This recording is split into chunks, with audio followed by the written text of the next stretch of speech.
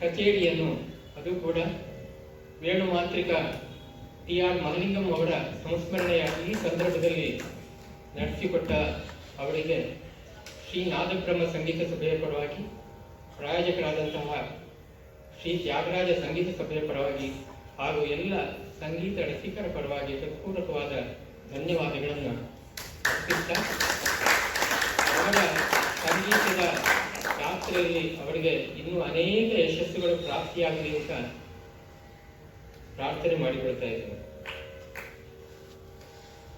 ಇನ್ನೊಂದು ಸಂತೋಷದ ವಿಷಯ ಅಂದರೆ, ವಿದ್ವಾನ್ ಟಿ.ಆರ್. ಮಹಲಿಂಗಂ ಅವರ ಸಂಸ್ಮರಣಾ ಕಾರ್ಯಕ್ರಮ ನಡೆಯುವುದಕ್ಕೆ ಪ್ರೇರಣೆ ಹಾಗೂ ಅದರ ಭೂಮಿಕೆಯನ್ನು ವಹಿಸಿದವರು ಶ್ರೀ ತ್ಯಾಗರಾಜ ಸಂಗೀತ ಸಭೆಯ ಸ್ಥಾಪಕ ಕಾರ್ಯದರ್ಶಿಗಳಾಗಿದ್ದಂತಹ ವಿದ್ವಾನ್ ಎ.ವಿ. ಪ್ರಕಾಶ್ ಅವರು. ಇವರಿಬ್ಬರು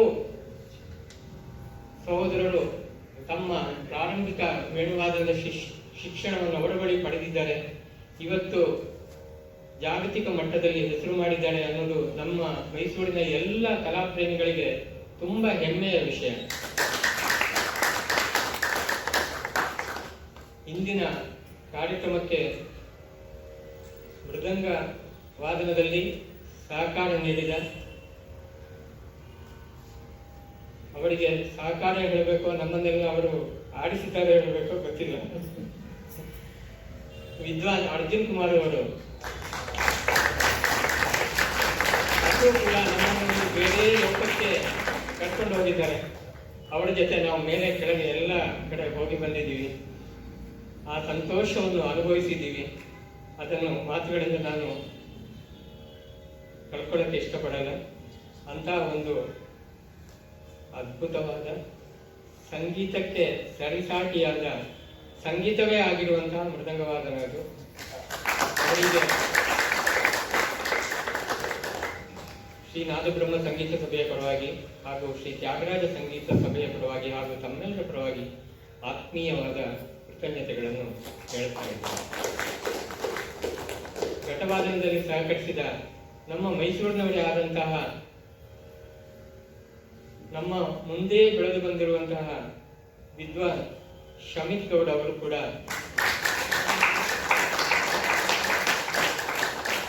ಅದ್ಭುತವಾದ ಸಹಕಾರ ನೀಡಿದ್ದಾರೆ. ಅವರಿಗೂ ಅತ್ಯಂತ ಶ್ರೇಯಸ್ಸು ಪ್ರಾಪ್ತವಾಗಲಿ ಅಂತ ನಾವೆಲ್ಲರೂ ಹಾರೈಸಿಕೊಂಡು ಅವರಿಗೂ ಕೂಡ ಧನ್ಯವಾದಗಳನ್ನು ಅರ್ಪಿಸ್ತಾ ಇದ್ದೇವೆ. ಪ್ರಾಯೋಜಕರಾದಂತಹ ಶ್ರೀ ತ್ಯಾಗರಾಜ ಸಂಗೀತ ಸಭೆಯ ಪರವಾಗಿ ಅದರ ಪ್ರಧಾನ ಕರ್ತೃತ್ವ ಶಕ್ತಿಗಳಾದಂತಹ ನಮ್ಮೆಲ್ಲರ ಹೆಮ್ಮೆಯ ಹಿರಿಯ ವಿದ್ವಾಂಸರು, ಗುರುಗಳು ಆಗಿರುವಂತಹ ವಿದ್ವಾನ್ ಎಚ್.ಕೆ. ನರಸಿಂಹಮೂರ್ತಿಯವರು ವೇದಿಕೆಗೆ ಬಂದು ಕಲಾವಿದರನ್ನು ಗೌರವಿಸಬೇಕಾಗಿ ಕೇಳಿಕೊಳ್ತಾ ಇದ್ದೇನೆ. ನಾಳೆ ಟಿ.ಆರ್. ಮಹಲಿಂಗಂ ಸಂಸ್ಮರಣಾ ಕಾರ್ಯಕ್ರಮದ ಕೊನೆ ದಿವಸ ಮೈಸೂರಿನ ಹಿರಿಯ ವೇಣುವಾದಕರಾದಂತಹ ಡಾಕ್ಟರ್ ಸಿ.ಎ. ಶ್ರೀಧರ್ ಅವರಿಗೆ ವೇಣುಬ್ರಹ್ಮ ಪ್ರಶಸ್ತಿ ಹಾಗೂ ಬಳಿಕ ಅವರಿಂದ ಹಾಗೂ ಅವರ ಪುತ್ರ ಕೇಶವಚಂದ್ರ ಅವರಿಂದ ವೇಣುವಾದನ ಕಚೇರಿ ಇರುತ್ತೆ. ಈ ಕಾರ್ಯಕ್ರಮಕ್ಕೆ ತಮಗೆಲ್ಲರಿಗೂ ಸ್ವಾಗತ.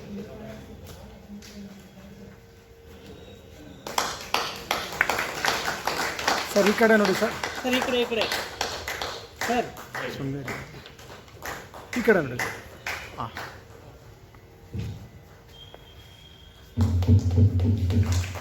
ಮುಂದಿನ ತಿಂಗಳ ಕಾರ್ಯಕ್ರಮ ಜೂನ್ 21ರಂದು ವಿದುಷಿ ಮೇಧಾ ಮಂಜುನಾಥ್ ಅವರಿಂದ ಗಾಯನ ಕಾರ್ಯಕ್ರಮ ಹಾಗೂ ಇಡೀ ಜಗತ್ತಿನಲ್ಲಿ ಕೊಳಲು ವಾದನಕ್ಕೆ ಭಾಳ ಹೆಸರುವಾಸಿಗಳು ಅವರು ಇವತ್ತಿನ ಮುಂದೆ ಇಲ್ಲ. ಆದರೆ ಅವರ ಸಂಸ್ಮರಣ ದಿನವಾಗಿ ಮೈಸೂರಿನ ಈ ಪ್ರತಿಷ್ಠಿತ ಮೈಸೂರು ವಾಸುದೇವಾಚಾರ್ಯ ಸಭಾಂಗಣದಲ್ಲಿ ನಮ್ಮ ತ್ಯಾಗರಾಜ ಸಂಗೀತ ಸಭಾ ಅವರ ಸಹಯೋಗದೊಂದಿಗೆ ಕಾರ್ಯಕ್ರಮ ನಡೀತಾ ಇರೋದು ಭಾಳ ಸಂತೋಷದ ವಿಷಯ. 3 ದಿನಗಳ ಕಾಲ ವೇಣುವಾದನದ್ದೇ ಕಾರ್ಯಕ್ರಮಗಳು ಇಲ್ಲಿ ನಡೀತಾ ಇದೆ. ಒಬ್ಬರಿಗಿಂತ ಒಬ್ಬರು ವೇಣುವಾದನದಲ್ಲಿ ಸಾಧನೆ ಮಾಡಿರುವಂತಹ ಕಲಾವಿದರನ್ನು ಗುರುತಿಸಿ ಅವರಿಗೆ ಮಹಾಲಿಂಗಂ ಅವರ ಸಂಸ್ಮರಣ ವೇದಿಕೆಯನ್ನು ಹಂಚ್ತಾ ಇದ್ದಾರೆ. ಅದು ಬಹಳ ಮೆಚ್ಚುವಂಥ ವಿಷಯ. ಯಾಕೆಂದರೆ ವಾದ್ಯಗಳಲ್ಲೇ ಕೊಡಲು ಬಹಳ ಸ್ವಾಭಾವಿಕವಾದಂಥ ಒಂದು ವಾದ್ಯ. ಅದು ಬಿದಿರಿನ ರಸವನ್ನು ಕುಡಿಯಲಿಕ್ಕೆ ದುಂಬಿಗಳು ತೂತ ಮಾಡಿ ರಸ ಹೀರ್ಕೊಂಡು ಹೋದ್ಮೇಲೆ ಆ ತಂಗಾಳಿ ಬೀಸ್ತಿದ್ದಾಗ ಬಂದಂತಹ ಗಾಳಿಯಿಂದ ಉಂಟಾದ ಶಬ್ದದಿಂದ ಕೊಳಲು ಕಂಡಿಡಿದ್ರು ಅಂತ ಹೇಳ್ತಾರೆ. ಕೊಳಲು ಹೇಗೆ ಬಂತು? ಮತ್ತು ನಮಗೆಲ್ಲರಿಗೂ ಪ್ರಿಯನಾದ ಕೃಷ್ಣನ ಕೈಲಿ ಕೊಳ್ಳೆ ಯಾವಾಗಲೂ ಇತ್ತು. ಈ ಜಗತ್ತಿನ ಸೃಷ್ಟಿಯಲ್ಲಿರುವ ಪ್ರತಿಯೊಂದು ಜೀವಿಗೂ ಇಷ್ಟ ಆಗುವಂತಹ ಒಂದು ಶಬ್ದ ಅಂದರೆ ಅದು ಕೊಳಲವಾದ್ಯ. ಸೊ ಅಂಥ ಒಂದು ವಾದ್ಯವನ್ನು ನಮ್ಮ ಕರ್ನಾಟಕ ಸಂಗೀತದಲ್ಲಿ ಬಹಳಷ್ಟು ಜನ ನುಡಿಸುವ ವಿದ್ವಾಂಸಗಳಿದ್ದಾರೆ. ಒಳ್ಳೊಳ್ಳೆ ವಿದ್ವಾಂಸರುಗಳನ್ನ ಕರೆಸಿ ಇಲ್ಲಿ ಅತ್ಯುತ್ತಮವಾದ ಕಾರ್ಯಕ್ರಮವನ್ನು ಅದು ಮಹಾಲಿಂಗಮ ಮಾಡ್ತಾ ಇರೋದು ಬಹಳ ವಿಶೇಷ. ಅದರಿಂದ ಇದರಲ್ಲಿ ಪಾಲ್ಗೊಳ್ಳೋದಕ್ಕೆ, ಈ ಸಂಗೀತವನ್ನು ಕೇಳೋದಕ್ಕೆ ತುಂಬ ಇಷ್ಟ ಆಗುತ್ತೆ. ಯಾಕೆಂದರೆ ಸಂಗೀತ ಕೇಳ್ಮೆಯಿಂದ ಕೇಳುವುದರಿಂದ ನಮಗೆ ಎಲ್ಲ ರೀತಿಯಲ್ಲೂ ಒಳ್ಳೆಯದು, ಆರೋಗ್ಯಕ್ಕೂ ಒಳ್ಳೆಯದು, ನೆಮ್ಮದಿ ಸಿಗುತ್ತೆ, ಜೊತೆಗೆ ಒಂದು ಕಾನ್ಸಂಟ್ರೇಷನ್ ಸಿಗುತ್ತೆ. ಒಂದು ಜಪ ತಪ ಮಾಡಬೇಕು ಅಂತಿಲ್ಲ, ಸಂಗೀತ ಕೇಳಿದ್ರೆ ಸಾಕು. ಚಾಮುಂಡೇಶ್ವರಿ ತಪ್ಪಲಲ್ಲಿ ನಡೀತಾ ಇರೋ ಕಾರ್ಯಕ್ರಮ ನನಗೆ ಭಾಳ ಸಂತೋಷ ಕೊಟ್ಟಿದೆ.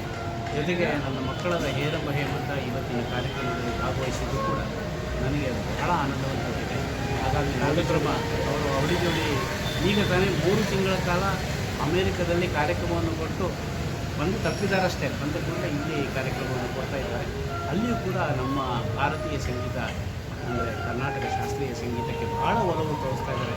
ಅವರವರ ಮನೆಗಳಲ್ಲಿ ಇವರಿಗೆ ಆತಿಥ್ಯ ಕೊಟ್ಟು ದೊಡ್ಡ ದೊಡ್ಡ ವೇದಿಕೆಗಳಲ್ಲಿ ಕಾರ್ಯಕ್ರಮ ಕೊಟ್ಟು ನಲ್ಲಿ ಮೈಸೂರು ಆ್ಯಕ್ಚುಲಿ ಕಲಾವಿದರ ಒಂದು ಹಬ್ ಅಂತ ಏನು ಹೇಳ್ತೀವಿ ಆ ಥರ.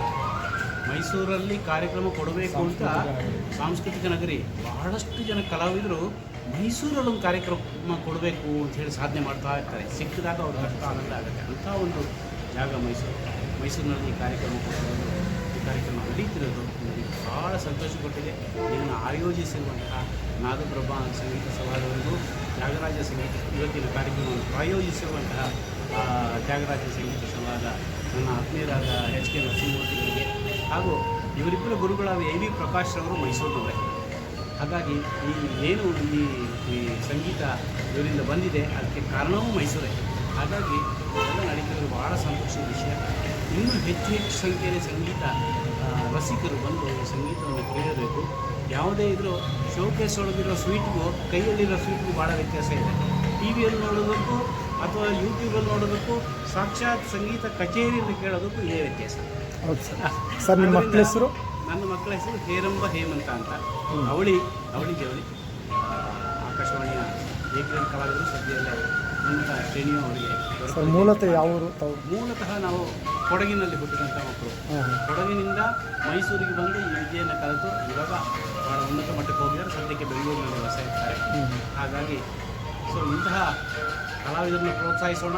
ಬಹಳಷ್ಟು ಮಕ್ಕಳು ಇಂತಹ ವಿದ್ಯೆಯನ್ನು ಕಲಿಯುವುದರ ಮೂಲಕ ನಾಳೆ ನಮ್ಮ ಸಮಾಜ ಇನ್ನೂ ಉತ್ತಮವಾಗಿ ಸಾಂಸ್ಕೃತಿಕವಾಗಿ ಬೆಳೀಲಿ ಅಂತ ಈ ಸಂದರ್ಭದಲ್ಲಿ ಆಶಿಸ್ತೀನಿ. ಸರ್ ತಮ್ಮ ಹೆಸರು? ನನ್ನ ಹೆಸರು ಸತ್ಯಪ್ರಸಾದ್ ಅಂತ. ನಮ್ಮ ಕುಟುಂಬನೇ ಸಂಗೀತ ಕಲಾವಿದರ ಕುಟುಂಬ. ನನ್ನ ತಂದೆ ಅಂಬಳೆ ಸುಬ್ಬರಾಯರು ಅಂತ. ಅವರು ಹಿಮಾಲಯದ ಯೋಗ ವೇದಾಂತ ಫಾರೆಸ್ಟ್ ಅಕಾಡೆಮಿ ಋಷಿಕೇಶ ಅಲ್ಲಿಂದ ಭಕ್ತಿ ಸಂಗೀತ ರತ್ನ ಅನ್ನೋ ಬಿರುದು ತಗೊಂಡು ಕೊಡಗಿನಲ್ಲಿ ಕೆಲಸ ಮಾಡಿದ್ರು. ನನ್ನ 3 ಜನ ಮಕ್ಕಳು ಅವರಿಗೆ. ನನ್ನ ಹಿರಿಯಕ್ಕ ಭಾರತಿ ಒಳ್ಳೆ ಸಂಗೀತ ಕಲಾವಿದೆ. ನನ್ನ ಇನ್ನೊಬ್ಬಳಕ್ಕ ರಾಜೇಶ್ವರಿ, ಆಕೆ ಹಾಸನದಲ್ಲಿ ಭರತನಾಟ್ಯವನ್ನು ಕಳೆದ 54 ವರ್ಷಗಳಲ್ಲಿ ಹೇಳ್ಕೊಡ್ತಾ ಇದ್ದಾರೆ. ಅವರಿಗೆ 1 ಲಕ್ಷಕ್ಕೂ ಮಿಕ್ಕಿಷ್ಟು ಶಿಷ್ಯರಿದ್ದಾರೆ. ನಾನು ಚಿಕ್ಕಂದಿನಿಂದ ಮೃದಂಗವಾದಕ, ಸಾಕಷ್ಟು ಮೃದಂಗ ಕಾರ್ಯಕ್ರಮಗಳನ್ನು ನಾನು ತಿಳ್ಕೊಂಡಿದ್ದೀನಿ. ಹೀಗೆ ನಮ್ಮ ಕುಟುಂಬದಿಂದ ಬಂದಂಥ ಈ ಅವಳಿ ಮಕ್ಕಳೇ ಶೇರ್ ಮಾಡಿ ಸರ್. Thank you. ಧನ್ಯವಾದಗಳು ಸರ್.